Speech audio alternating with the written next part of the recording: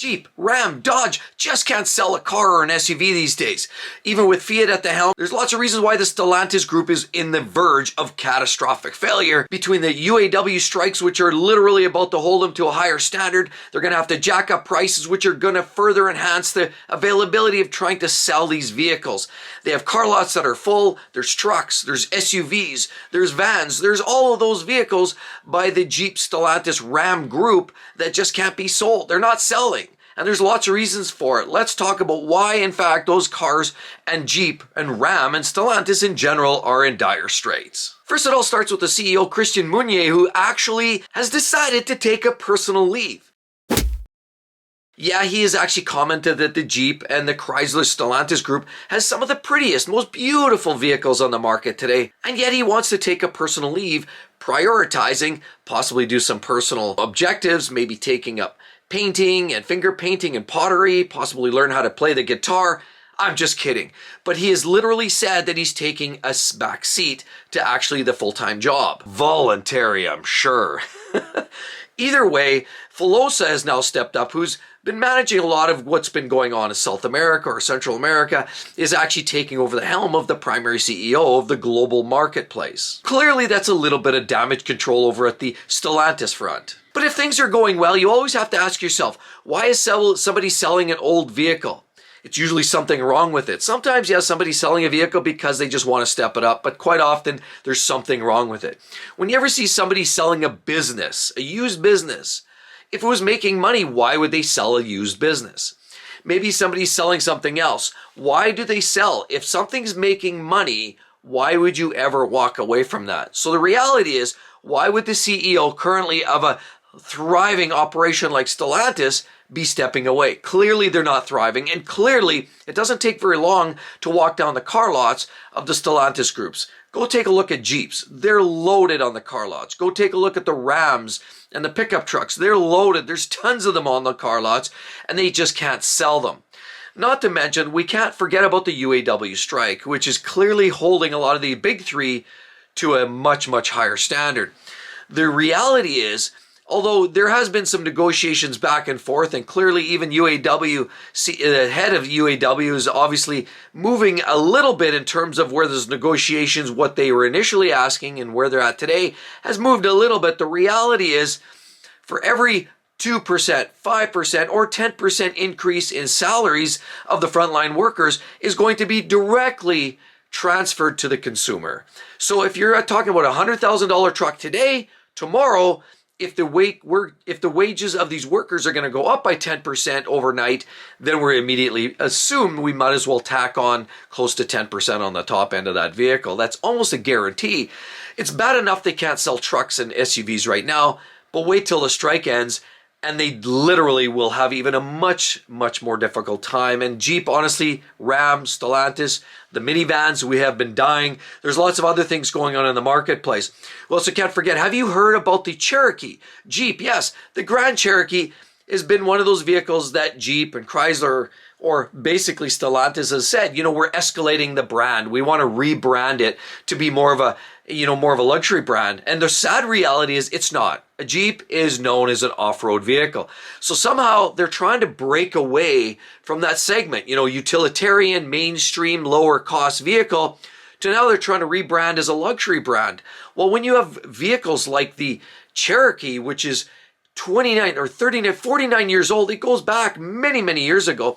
When you have vehicles like that with such a history and branding it as a Jeep, and then you're trying to sell the upscale vehicles, that now they have their full-size SUVs, not to mention the Grand Cherokees, that they're all trying to sell for these premium dollars, slaps a little pigskin in there, leather interior, put a cheap sunroof that never works, and they're trying to call it a luxury vehicle or brand it as such. You're going to have a scenario where you have a very regular mainstream ho-hum vehicle, utilitarian, in the same space as a luxury vehicle. There's a bit of a conflict there.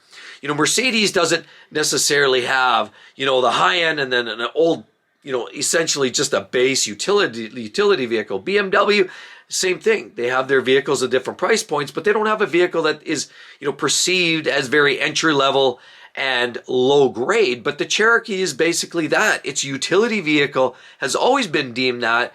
And now that's getting in the way of this marketing exercise, and clearly they're actually dumping the name Cherokee. Now, while that's happening, there's word that the vehicle as a whole is not necessarily going away, but it's likely going to be rebranded as a different brand, a different manufacturer, a different title. It won't be a Jeep product anymore. They're making that go bye-bye. So it's a little damage control. You have a vehicle that's dragging down essentially the anchor. It's pulling down the efforts of trying to rebrand as luxury cars. And then we can't help but the obvious. I mean, it all comes down to dollars and cents. The Jeep brand as a whole, did you realize in the first half of 2023, in the first 6 months, they're actually down 12% on sales from year on year? Yes, that's right. They're taking a punishing beating. Something has to change at the Jeep front because clearly they're not selling their vehicles.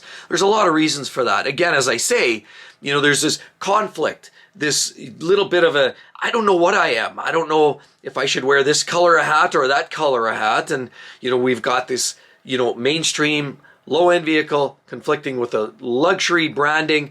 So there's that piece going on. Prices are higher than they should be even for these vehicles.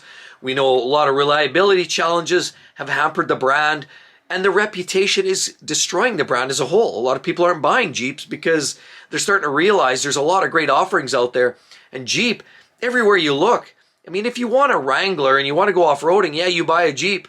But outside of like the diehards, it's becoming a harder vehicle to sell because I've seen Jeep Wranglers up in that $120,000, $130,000 Canadian SRT style in the house. Who wants to spend $130,000 on a Jeep Wrangler? I don't care if it has a twin turbo jet rocket fuel ship on the back of it. It's a Jeep Wrangler and it has the quality of a Fiat. So what are we trying to do here? We're trying to put lipstick on a pig, but it's still honestly a pig. And so as a result, people are starting to get smart, get onto this whole storyline, and Jeeps have been down on sales. And things have been so rough in the Jeep front as a whole, there's actually been a bit of a refresh in styling. The Wrangler, as well as the Gladiator, have gone through some mid-cycle refreshes. The interiors are slightly revised, and the exterior has gone through some changes, just enough to try to freshen up the brand as a whole, trying to bring new energy and new life to the brand. Now, it's not a shock. As I say, sales equates to dollars. And if you're not making sales, you're not making money, and somebody's head's going to roll. And that's what's happening here. And the CEO is taking this voluntary leave of absence. But the actuality is there's some damage control. They've got to stop the bleeding.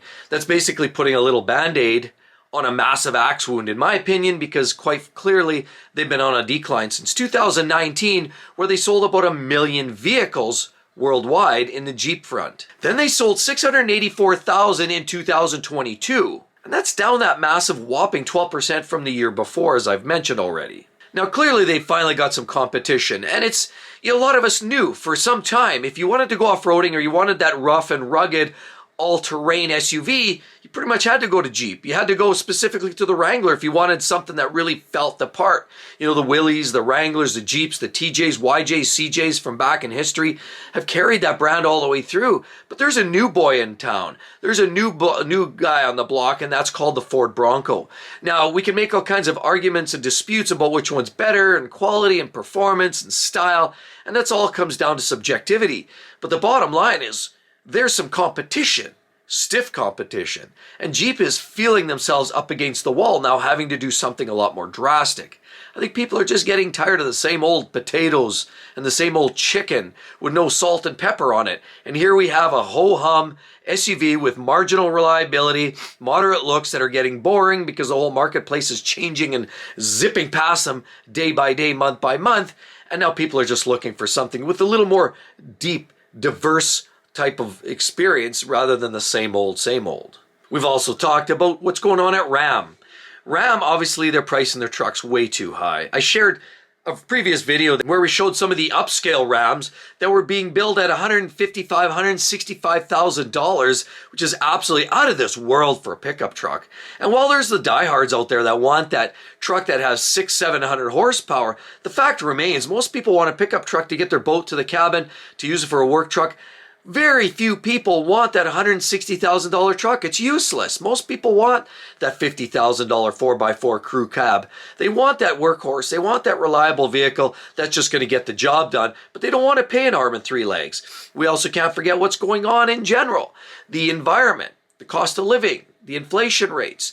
The whole market is upside down, and all of this in the face of all of these increases at the dealership level means it's harder for subprime borrowers to get the money. It's harder for people to even justify buying a vehicle of that magnitude and cost. And the bottom line is these lots are just filling up with mass abundance, and quite frankly, they're just not selling. So if you don't sell a vehicle that's 2022 and then 21 and 20, vehicles that don't get sold and they roll over year on year, I'd love to know what happens there. Clearly on the back end, they have to get extremely aggressive on incentives to try to move some of those 1 and 2 year old vehicles that have just been sitting on the lot for so darn long. Then we have vehicles like the Dodge Hornet sharing the chassis with Alfa Romeos. We know that some of that, death by association, well, on one hand, there's that piece where some people assume that, hey, I can get a low-grade Alfa for Dodge money.